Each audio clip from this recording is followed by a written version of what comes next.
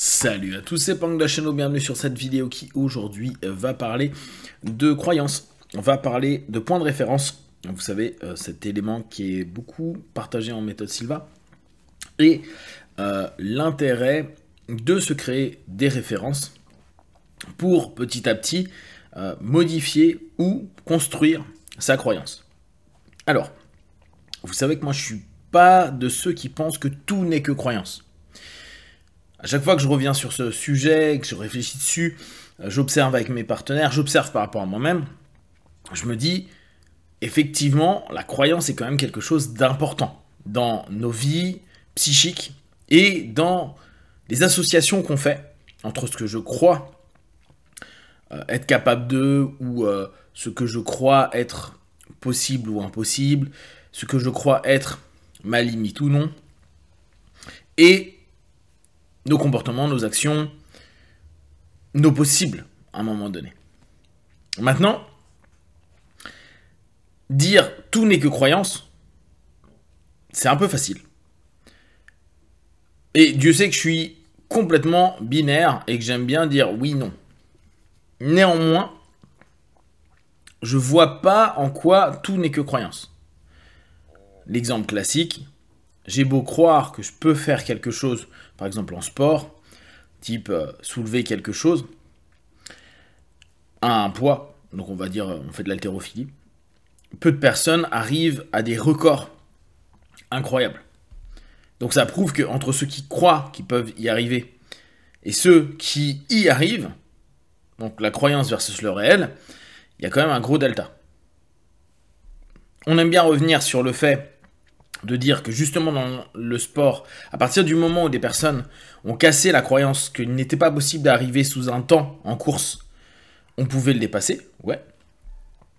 Néanmoins, il y a un moment donné où le temps, et on s'en aperçoit de plus en plus, les records deviennent de plus en plus complexes à dépasser, et on sait qu'il n'y a pas que la croyance qui va faire que ça va être dépassé, parce que, tout simplement, c'est les compétences physiques, les compétences techniques et les compétences d'entraînement, plus tout ce qu'il y a autour, sans même parler de dopage pur, qui vont faire progresser l'athlète pour que les athlètes d'aujourd'hui soient, en principe, supérieurs aux athlètes d'il y a 20, 30, 40 ans. Donc, oui, les croyances nous permettent beaucoup de choses et ça ouvre des perspectives. Mais les croyances ne doivent pas devenir quelque chose de complètement absurde par rapport au réel. Seulement, si on croit que certains éléments ne sont pas possibles, donc ils sont irréels, irréalisables, bah, on va peut-être pas pouvoir se rendre compte que c'est possible dans le réel.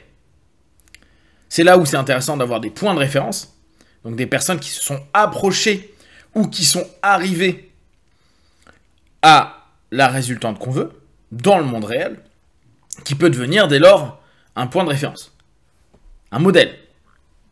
Mais, attention, certains y arrivent par des conditions qui peut-être ne sont pas les nôtres. Donc, ce qui est toujours important, c'est de se dire, travailler sur la croyance, et ne pas dire forcément donc que tout est croyance, mais que la croyance peut vraiment influencer ma réalité. Ça, c'est possible. Que tout n'est croyance, bah, c'est assez facilement démontable. Mais de ne pas tenter de travailler sur sa croyance pour aller dans une réalité qui nous convient le plus, ça peut être problématique. Donc, au fur et à mesure, pour obtenir une croyance et un rapport réel, il nous faut des exemples ou des expériences qui nous amènent à vivre du réel, qui peuvent nourrir nos croyances. D'où l'intérêt des points de référence. Si on vit des petites choses, ou si on a vécu, même de façon complètement impromptue, non prévue, des états, des réussites, des sensations, des émotions qui sont constructives pour moi, Je peux le mettre comme étant un point réel, vécu, qui va nourrir la croyance, peut-être que je peux aller plus haut, plus loin, faire mieux, modifier tel ou tel élément de ma vie. D'où, dans le travail des objectifs, de ramener à une réalité, à du concret, et de ne pas hésiter à avoir un objectif à long terme, qui est peut-être vachement associé à une croyance, qui parfois va même aller vers quelque chose qui va nourrir une idéalisation. Et en passant les étapes, donc en faisant des sous-objectifs ou des micro-objectifs, nourrir, quand je réussis à passer ces étapes, la croyance que mon macro-objectif est atteignable. Mais il est possible que comme nous sommes limités, il y a parfois des objectifs qui nous semblent atteignables, parce qu'au fur et à mesure, on passe les steps, on passe les étapes, on passe, et boum, on arrive à un plafond. Certains vont dire c'est un plafond de verre parce que tu ne crois pas que tu peux y arriver, alors que souvent, c'est un plafond purement réel, parce que tu te rends compte dans le réel que tu n'y arrives pas. J'arrive pas à dépasser un état, j'arrive pas à dépasser un temps, j'arrive pas à dépasser une condition. Ah.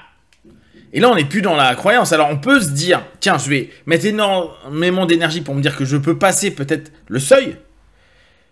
Mais il se peut que, d'une part, ça foire. Et même si ça fonctionne, ça nous aura donné un point de référence, j'en suis capable. Mais à quel prix? Et là encore, c'est intéressant de se dire, si mon réel est hyper coûteux d'un point de vue énergie, temps, énergie, etc., il se peut que même si j'ai dépassé une fois cette limite ou cette étape, je ne le refasse jamais parce que trop coûteux pour moi. Donc, ma croyance pourra me dire, oui, c'est bon, on peut le faire, ou je peux le faire. Mais ça peut être repris à, tu l'as fait une fois, donc c'est une réalité, c'est plus une croyance. Mais il est possible que tu n'arrives jamais à le refaire. Et on l'a par rapport à des records. Il y a des gens qui ont une fois un record, qui ont fait un temps ou quelque chose d'incroyable pendant un moment, et puis ils n'ont jamais réalisé autre chose. Et ils s'y semblent parfois même pas approchés. Donc, le travail sur le développement des croyances peut se faire au travers des travaux qu'on va mettre en place pour être des références. Les références, c'est des éléments sur lesquels on va pouvoir s'appuyer à chaque fois qu'on va vouloir nourrir notre intention d'arriver à notre objectif, et donc la croyance qu'on est apte à le faire. Plus on a des points de référence qui nous ramènent à des possibilités, à des réussites, à des succès, à des choses où on se dit ça c'est ok, moins on a à le remettre en question, parce que même si ça fait longtemps et que parfois on dit je suis un peu rouillé, la réalité est que tu y es déjà arrivé. Donc ta croyance a validé cette possibilité. Je suis capable de. Maintenant, il y a des éléments à prendre en compte dans le réel. C'est-à-dire qu'il y a des moments, la croyance, elle est validée, on a des points de référence. Et alors, quand c'est d'un point de vue psychique, émotionnel, on peut se dire, on peut le récupérer n'importe quand dans notre vie. Ça sera à nous d'aller rechercher, retravailler, le redévelopper, me reconnecter dessus, etc. Mais quand il y a des éléments qui sont associés à des rapports plus physiques, bah on sait que le temps va modifier les structures du corps. Et ce que quelqu'un faisait à 20 ou 30 ans, il est possible qu'à 60 ans, il ne le fasse plus, physiquement parlant. Et c'est complètement normal. Donc la croyance, même si elle est nourrie par des points de référence, bah, elle doit admettre une réalité. Et c'est une réalité qui parfois est un peu emmerdante, qui nous ramène à nos limites. Hein. Le temps nous ramène à certaines notions où nous ne pouvons plus répondre à certaines croyances et même à certains faits qu'on a eus. Donc, tout le travail autour de la croyance est passionnant. Comme je vous dis, moi, à chaque fois que j'y retourne, je me dis comment c'est perçu, comment je le perçois et comment les gens le perçoivent. Est-ce que tout est centré sur la croyance? Non, mais beaucoup de choses vont être nourries par la croyance. Et donc, la croyance est quelque chose d'essentiel à prendre en compte. Et vous avez la possibilité de faire des choses par des points de référence, des petites réussites et des petits succès que vous mettez en place. Si vous avez des questions, des remarques, vous les partagez sur Facebook, YouTube, j'y répondrai le plus rapidement possible. Et comme d'habitude, de tout ce que je propose, ne prenez que ce qui est bon et juste pour vous. Testez, observez, analysez et concluez. Et puis, one, ciao!